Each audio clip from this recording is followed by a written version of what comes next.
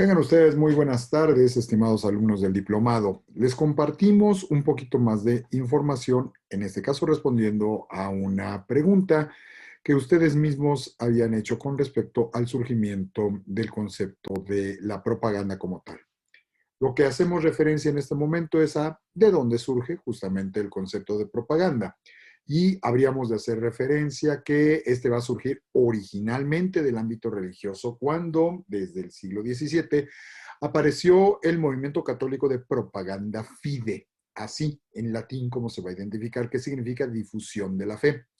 Propaganda refiere al concepto de pro, a favor, y paganda, por el que pagó si nos vamos a la raíz etimológica. Pero ya entendiéndolo en el sentido amplio, refiere a hablar favorablemente a favor de aquel que pagó por ello. El contexto en el que va a surgir originalmente esta afirmación fue por la necesidad de difundir la fe católica por órdenes de la jerarquía católico-cristiana bajo las órdenes del Papa en turno. Estamos hablando del siglo XVII como tal. Y en este caso hay una forma muy concreta de expresar las ideas del catolicismo cristiano que van a ser a través del arte y específicamente de lo que nosotros solemos identificar como el arte barroco. Este sería el ejemplo perfecto de la difusión de las ideas del catolicismo, que se considera universal y verdadero. No olviden que el concepto de católico implica esto, justamente universalidad, pero entiendan que el concepto que viene desde antiguo hace referencia a una visión única, unívoca, universal, universo, hay una sola versión que no implica que haya tolerancia a ninguna otra visión religiosa, como podemos verlo en muchas de las pinturas barrocas, como es el caso de la pintura que nos muestra el triunfo de la Eucaristía de Peter Paul Rubens, que es lo que nosotros podemos ver en este caso, la representación de la Santa Madre Iglesia, aquí coronada por un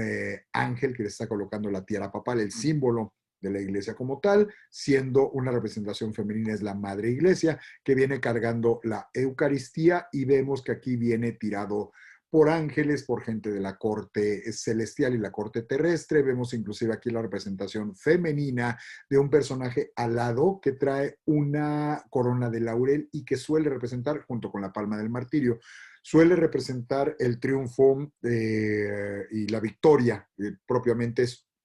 tomado de lo que representaba la diosa Nike de los griegos, que era la diosa de la victoria, que viene coronando a la Santa Eucaristía y a la Santa Madre Iglesia, que se fijan, viene arrollando entre sus ruedas a lo que son sus enemigos y algunos a los que les ponen orejas de burro, aquí claramente distinguido, otros a los que vemos ya presos y ciegos, que son los enemigos de la iglesia que no han querido aceptar el triunfo de la misma. Algo similar con esta misma representación donde la idea es la misma, la Santa Madre Iglesia aquí representada directamente por el padre de la misma, por el Papa, y que su carruaje viene arrollando a los enemigos de la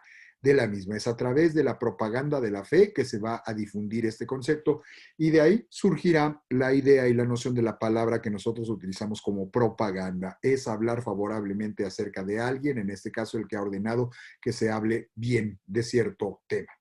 ¿Desde cuándo surge? El doctor Lorenzo Meyer nos dice claramente que el concepto de propaganda en el sentido profundo es tan antiguo como la humanidad misma. Y el concepto de propaganda fide, como les había mencionado, refiere originalmente al siglo XVII en Europa, a la aparición de la Sagrada Congregación para la Propagación de la Fe, encargada del trabajo misionero, evangelizador y apostólico, fundada por el Papa Gregorio XV, el año de 1622. Entendamos que surge entonces originalmente dentro del ámbito religioso, pero va a haber contextos históricos en donde esto va a terminar cambiando. Y es en un contexto histórico ya distinto y diferente, donde va a comenzar a tener una fuerte relevancia este concepto, pero desprendido del ámbito religioso, que va a ser específicamente en los casos de la independencia de los Estados Unidos y particularmente con la aparición de la Revolución Francesa. Ahí es en donde vamos a ver que aparece la conceptualización moderna como nosotros la solemos entender y que es la que nosotros solemos manejar cada vez que hablamos del concepto de propaganda ya de la época moderna en adelante.